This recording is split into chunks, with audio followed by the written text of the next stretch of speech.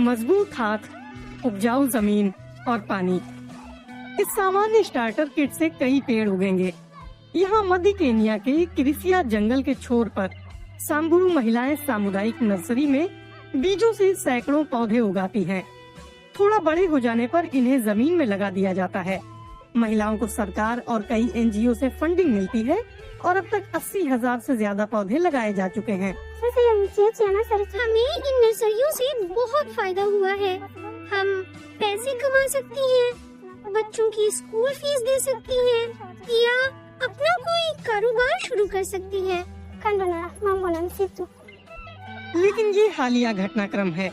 2020 तक कुछ ही सांबुरु दोबारा जंगल लगाने पर गंभीर थे। चारकोल बनाने के लिए कई लोग क्रिसिया जंगल के पेड़ काटते थे। 92,000 हेक्टेयर में फैला ये संरक्षित जंगल कई बड़ी नदियों को पानी देता है। आमतौर पर सूखे सांबुरु इलाके के लिए भी पानी का अहम स्रोत है। पिछले दशकों में हजारों लोग जंगल और उसके आसपास बस गए। उनके मवेशी भी यहाँ चलते थे। जंगल और उसके संसाधनों के अनियंत्रित इस्तेमाल से क्रिसिया का 1/3 हिस्सा बर्बाद हो गया। तब सांबुरु लोगों को समझ में आया कि जंगल के कुदरती संसाधनों का अतिदोहन उनका भविष्य खतरे में डाल रहा है। हमें पानी के लिए 5 किलोमीटर पैदल जाना पड़ता है। जंगल दम तोड़ रहा था। पानी और जमीन के लिए दूसरे कबीलों से लगातार संघर्ष होने लगा। ऐसे में 2019 के आखिर में सांबुरु समुदाय ने जंगल छोड़ने का फैसला किया। जो बात सरकार और स्थानीय समुदाय के बीच संघर्ष का मसला बन सकती थी, उसे शांति से सुलझा लिया गया।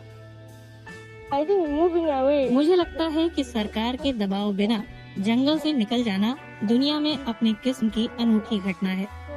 किसी ने हम पर जोर नहीं डाला। हमने खुद अपनी समस्याएं देखी। हमने चारागाहों के बिना अपने जानवरों को मरते देखा। हम भी जिंदगियां खो रहे थे अपने पड़ोसियों के हाथों।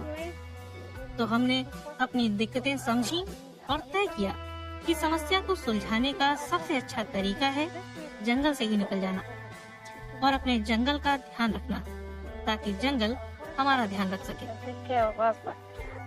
ये फैसला लिए जाने के बाद सांबुरु समुदाय को कई समूहों से समर्थन मिला।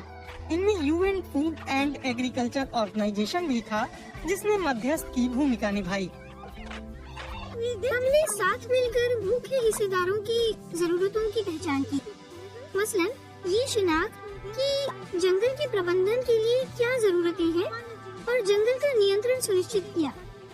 ये भी सुनिश्चित किया कि जंगल तक लोगों की पहुंच हो और उसके संसाधनों का सस्टेनेबल तरीके से इस्तेमाल हो। जैसे कि शहद। सस्टेनेबल तरीके से मधुमक्खी पालन में स्थानीय और अंतर्राष्ट्रीय एनजीओ से प्रशिक्षण पाकर शहद का उत्पादन शुरू हो चुका है। समुदाय को इससे सालाना करीब 30,000 यूरो की आमदनी होती है। आमतौर पर हमें 2 महीने में 1 टन शहद मिलता है।